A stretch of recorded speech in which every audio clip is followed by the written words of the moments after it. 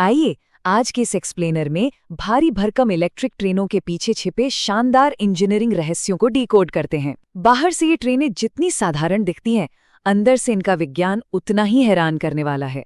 3 phase power से लेकर regenerative braking तक ऐसे ढेरों रहस्य हैं जो इन विशाल मशीनों को सुरक्षित और रफ्तार से भरा बनाते हैं। चलिए एक बहुत ही बेसिक लेकिन चौंकाने वाले सवाल से शुरू करते हैं। हम सबने देखा है कि ट्रेन के ऊपर तारों में 25,000 वोल्ट का भारी भरकम करंट दौड़ रहा होता है, लेकिन एक इंजीनियर के नजरिए से सोचें तो ट्रेन के अंदर जाने के बाद ये विशाल करंट आखिर जाता कहाँ है? तो इस पूरे प्रोसेस को समझने के लिए हम इन 5 अहम पहलुओं पर बात करेंगे। पावर कलेक्शन से लेकर सुरक्षित ब्रेकिंग सिस्टम तक हम इस पूरी जर्नी को कवर करेंगे।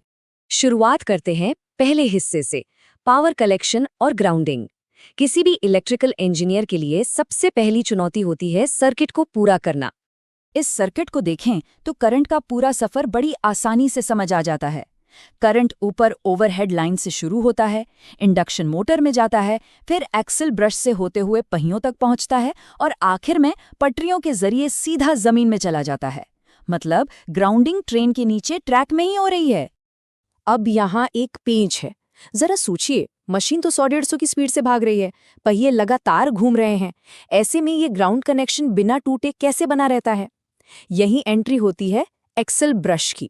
ये कार्बन का बना एक छोटा सा पुर्जा है जो एक्सल की डिस्क पर लगातार सरकता रहता है और बिना किसी रुकावट के करंट को पटरियों तक पहुंचाता है ना कमाल का जुगाड़? आगे बढ़ते हैं दूसरे खंड की ओर, ट्रांसफार्मर और इन्वर्टर। अब पावर तो मिल गई, लेकिन 25,000 वोल्ट को ट्रेन सीधे इस्तेमाल नहीं कर सकती। ये पूरी प्रक्रिया स्टेप बाय स्टेप ट्रेन के अंदर ही होती है। 25 किलोवोल्ट बहुत ज्यादा है, इसलिए सबसे पहले स्टेप डाउन ट्रांसफार्मर इसे कम करता है।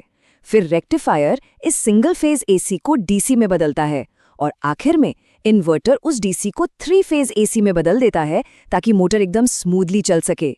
अब शायद ये सवाल आए कि सीधे 3 फेज तार ही क्यों नहीं बिछा देते? भाई, सैकड़ों किलोमीटर तक 3 अलग-अलग तार खींचना बेहद खर्चीला और अव्यवहारिक है। इसीलिए ट्रेन के अंदर ही ऑनबोर्ड इन्वर्टर लगाना इंजीनियरिंग का एक परफेक्ट और किफायती समाधान है। तीसरे खंड पर आते हैं, पेंटोग्राफ और टॉर्क कंट्रोल। पावर को सही फॉर्म में लाने के बाद अब देखते हैं कि आसमान से इसे बिना टूटे कैसे कलेक्ट किया जाता है। आसमान से पावर खींचने वाले इस उपकरण को पेंटोग्राफ कहते हैं। चूंकि ट्रेन और तार के बीच की दूरी हमेशा एक जैसी नहीं होती, इसलिए न्यूमैटिक प्रेशर यानी हवा के दबाव से इसकी ऊंचाई अपने आप एडजस्ट होती रहती है।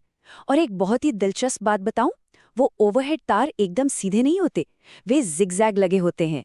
ऐसा इसलिए ताकि पेंटोग्राफ का ऊपरी हिस्सा एक ही जगह से रगड़ ना खाए और उसकी घिसाई कम से कम हो। बिल्कुल जीनियस। अब ट्रेन को आगे बढ़ाते हैं। इतनी बड़ी ट्रेन को खींचने के लिए एक समान टॉर्क चाहिए।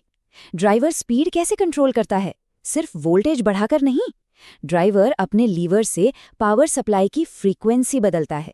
फ्रीक्वेंसी में ये बदलाव 3 फेज इंडक्शन मोटर की स्पीड को एकदम सटीकता से कंट्रोल करता है।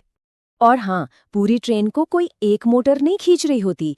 एक स्टैंडर्ड इंजन में 6 3 फेज इंडक्शन मोटरें होती हैं जो 2 बोगियों में बटी होती हैं। यही वो सेटअप है जो इतने सारे भारी डिब्बों को एक साथ खींचने के लिए जबरदस्त टॉर्क पैदा करता है।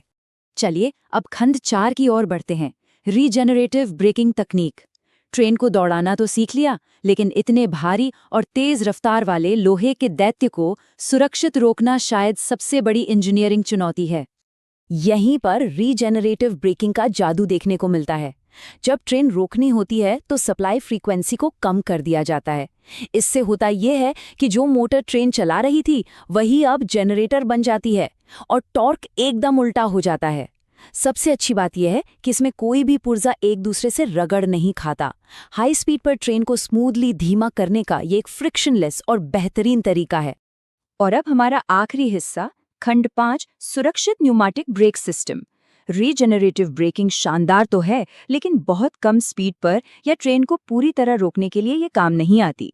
इसके लिए एक बैकअप सिस्टम चाहिए ही चाहिए। और यहीं पर इन दोनों ब्रेकिंग सिस्टम्स का बेहतरीन तालमेल काम आता है।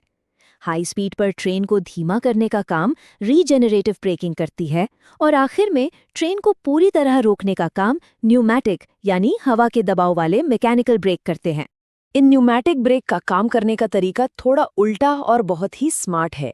इसमें ड्राइवर जब ब्रेक लगाने के लिए हवा छोड़ता है या दबाव कम करता है तो एक स्प्रिंग तेजी से फैलता है। ये स्प्रिंग पिस्टन को पहिए की तरफ खींचता है और ब्रेक लग जाते हैं। मतलब हवा का दबाव असल में ब्रेक लगाने के लिए नहीं बल्कि ब्रेक को दूर रखने के लिए इस्तेमाल होता है। इसे रिवर्स फेल सेफ डिजाइन कहते हैं। मान लीजिए कभी हवा लीक हो जाए या कंप्रेसर टूट जाए तो क्या होगा? हवा का दबाव अपने आप कम होगा, स्प्रिंग खुलेगा और ब्रेक खुद ब खुद लग जाएंगे। चाहे कुछ भी फेल हो जाए ट्रेन रुक जाएगी। यात्रियों की सुरक्षा के लिए ये सिस्टम एकदम अचूक है। जाते जाते एक छोटी सी बात डिब्बों की बिजली के बारे में। पहले हर डिब्बे के नीचे बिजली बनाने के लिए अलग से ऑल्टरनेटर लगे होते थे जिसे सेल्फ जनरेशन कहते थे, पर यह तरीका कम कुशल था। आज हेड ऑन जनरेशन का इस्तेमाल होता है जहां मुख्य इंजन के ट्रांसफॉर्मर से ही एकदम निरंतर और कुशल पावर सीधे सभी डिब्बों में भेज दी जाती है। तो क्या ये पूरी इंजीनियरिंग किसी चमत्कार से कम है? ऊपर से आ रहा 25,000 वोल्ट का भारी करंट जो लाखों लोगों को रोज सफर कराता है, और दूसरी तरफ सिर्फ हवा के दबाव में एक छोटी सी कमी जो सबकी जान सुरक्षित रखती है। अगली बार जब हम ट्रेन में सफर करें